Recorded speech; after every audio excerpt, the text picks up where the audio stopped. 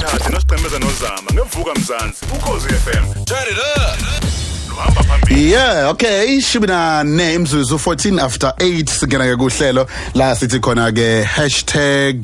#Westbank how to. Hashtag igama elithi Westbank how to igama elilodwa ehlanganeleli. Ungakwazi ukuthi nawe ngathi siqala sikhuluma ke nodadewethu uJunior Duma ubukwazi ke ukubuza ke imibuzo yakho futhi uyibuza uyibuze ke kithi khona la emsakazweni nakho Khosi FM. So besifunda ke futhi nakhona. Kubalekile ukuthi ukwazi ngenza lo ke phecelezi ama interest rates oyikhokhayo manjalo uthenga imoto interest rate ke ibekwa ke ibhange lombuso kanti ke ichaza ke imali eyipercent elithile elikhokhwa ke amabhange kanye namakhasimende alo makuthi aboleka ke imali lokho ke kuba nomthelela ke emalini ozokwazi ukuthi uyikhokhe nyaka zonke uzikhokhele installment sakho nokuzazisa ngento ke nje ebizwa ngokuthi ke i-prime rate uyakwazi ukuthi ke ukuthi ukhokha ke interest engakanani nge-installment sakho sinokuzwa ke ikhulunywa ngamanye izinto efana nabo linked noma ke fixed interest rate ikuphi kokungcono nama ukuthi ufuna ukuthenga imoto umbuzo omkhulu abantu abaningi abayibuza wona nobalekile ukuthi kumele uyibuze wona ngaphambi kokuthi ke usayine amaphepha ngoba ke ukungazi ngaholela ekuthenini ube ne-installment ongakwazi ukuthi usikhokhe namhlanje khona kuJunior Duma njengoba ngiyathembisa phambili uvela kwa Westbank uzobe sichazela ke ngama interest rate nokuthi ke anamuphi umthelela ohambeni lwakho lokuthenga imoto ningayi indawo Junior sikubingelele sikwamukele kuKhosi ekseni Sithokoza kakhulu ukuthi phinde sibuye futhi siyanibingelela nathi. Yeah, ngiyabona ukuthi abantu basithakasela njalo ngithe ngiyahamba ngelempela sonto ngahlangana nomunye ubaba kwi breakfast kudliwa lapha. Hayi wathi nje kunalemibuzo engijolo ngihlale nginayo ngendaba yemoto ngiyathanda ukuthola ama details kaJunior uma sephetha ngiyazi ukuthi uzophinda usishiyele usikhumbuza ukuthi singena kanjani kwinkundla zokuxhumana masesivala ukuze kwazi ukuthi umfowethu lona abuze imibuzo. Kodwa ngifuna ukungena kokho kakhulu ake siqale sibheke eminye imibuzo abajwayele ukuyibuza abalali Khosi FM nanibheka umahluko phakathi kwe-interest rate linked naleyo abathi i-fixed silwane sinilesi Lo daba sike salithinta ke sathi nje fahla ngalo ngesikhathi sesidlule sathembisa abalalo sizobuya silihlaziye futhi yeah i-linked interest rate ile exhumene ne-prime rate Ukubuza abalaleli nje ukuthi i-prime rate ile ebekwa ebhange lombuso le shintshayo njalo kungenzeka yehle kungenzeka inyuke uma ngakuthi ibhange lombuso linquma kanjalo uma uthenga imoto ke ngesikweletu usebenzisa i-linked rate lokho kusho ukuthi imali oyikhokhayo installment enyanga zonke iyashintsha uma i-prime rate ishintsha uma i-prime rate inyuka installment sakho siyenyuka uma i-prime rate iyehla kanjalo ne-installment sakho le efixi ke yona imnandi ngoba isikweletu sakho semoto sihlala sinjalo nje uma uyikhokha imali oyikhokhayo inyanga zonke ayishintshi ngisho ngathi i-prime rate iyehla iyenyuka ngaleso sikhathi lokho ke kuyasiza futhi kumnandi ngoba uma ngabe wenza ibudget kusho ukuthi wenza ibudget owaziyo ukuthi uzoyimela ngaso sonke isikhathi kodwa ke i-fixed rate inokuthi ukubiza xaxa kunele ye-link rate abantu abaningi ke bake badidwe lokho bahambele lokho okubukeka kungazuthi kuza kangcono ngaleso sikhathi kodwa sihlebeke phakathi kwabi nawe ibukeka ishibhile manje kodwa ngihlale ngimi ngilinda ukuthi i-reserve bank ithini yakhuphula iyehlisa cabanga nje uhlala umincile nyanga zonke hey kunzima manje kwake singene kulena ke ngabe ke ibhange liyangivumelani weJune ukuthi ngiyikhethele mina interest rate engiyifunayo uma kuze isikweletu semoto siyakuvumela ukuthi ukhethe ukuthi ufuna ukukhokha le link noma ufixed na okusho ukuthi ke balekile ukuthi ukhethe le ezohambisana nebudget yakho sike sachaza futhi familini ukuthi abalale bakhumbule ukuthi indleko lezi zinyano eziza nokuba nemoto kuyenzeka zinyuke kwenzeka zehle njengentengo kapetrol nje uma ukuthi balale bayakhumbula enyukile ngesonto esidlule kanjalo ke noma ukhethe interest rate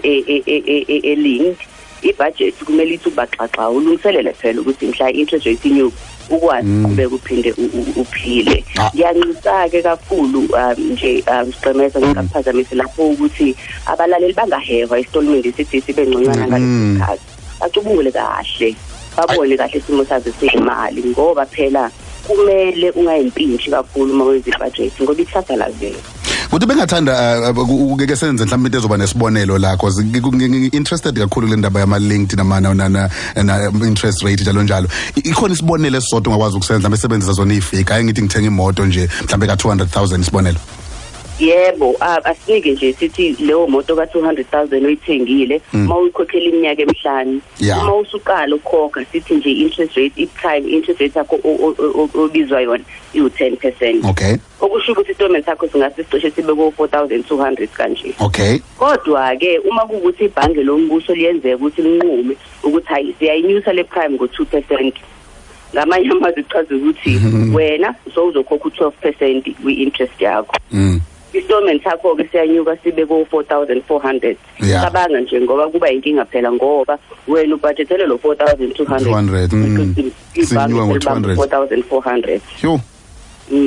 Yikho nje kubalekile ukuthi uma ngabe budget ukhumbule ikusasa. Kodwa ke akangithi njengamanje ngiready sengiyafisa ukungena kwa West Bank ngizokwazi ukufaka isicelo semoto. Bayakwazi ukuthi bekunike interest rate ngaphambi kokuba ngize ngigcwalise amaform ngifake isicelo semoto ukuze ngizokwazi ukubona ukuthi imali ngizoba nayo ngizokwazi ukubudgeta kangcono ngizokwazi ukuthola lo 200 senze isibonelo ngawo.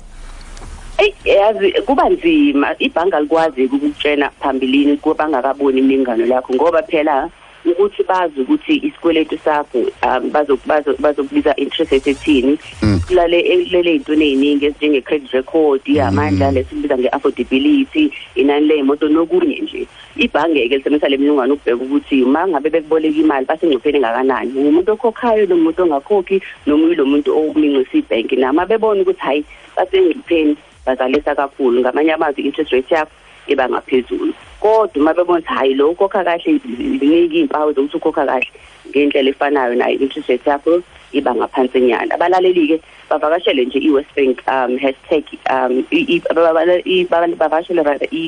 iwebsite yethu basebenzise leya West Bank calculator esikhuluma ngayo bakhetha amanani ahlukile interest rate ukuze babone phela ukuthi unomthelelo ongakanani kwi-installment esabo. Ejoni isikhathi sivele siphoke akudedela uhambe kodwa ke kunabantu enhlangana nabo emgwaqeni bayathanda ukuthi lokho behlale bezwile kuwena ikhona indlela engakwazi ngoba sebenzisa Facebook no Twitter manje engakwazi ukuthi ngiyibuza umbuzo ngiphendule ngayo noma singasekho emoyeni na kanjani bangene nje bona kwi#westbankhow2 bangene lapho bafake yonke imibuzo yabo sizozama ukuyiphendula noma ngakuthiwa Facebook noma uTwitter konke nakho konke Facebook Twitter sikhona yonke leyo ndawo. Okay sokubona ngomsombuluko kozayo ngibonge mthi singakhona kanjani ku Junior Duma Khosi FM bakithi ke indaba ke enjalo sithi kwe West Bank calculator kuzwakala kuyisifundo esihle kakhulu sangesonto kelizayo engathanda ukuthi siyibheke ke futhi ke naye uJunior kuzwakala kuyithuluzi futhi usizo lokuyisebenzisa ke uma ukuthi ke uhlela ke uthenga imoto kodwa kwamanje ke sicabange ke nje sijule ngesifundo saleli sonto zokuqondisisa ke inhlobo ezahlukene zama interest rate uma kukhona ke ukuphuthile ke nawe ungafuna ukukubuza noma ke ulalele lokho sithi sikhuluma ngakho namhlanje ungavakashela ke ikhasi la kwa West Bank Asset Finance kula ku Facebook noma ku @westbank ku Twitter ubheke ke ingxoxo yethu namhlanje sobe siqophile sayifaka khona ke uyithole isiqephu sethu sisonto elizayo sobe sikhuluma ke ngokuhlela ke izivumelwano sakho ngokusebenzisa ke iWest Bank calculator kuba nokuthi ke usibhalele einkundleni zokuxhumana kungenzeka ke sibuze umbuzo wakho maduze nje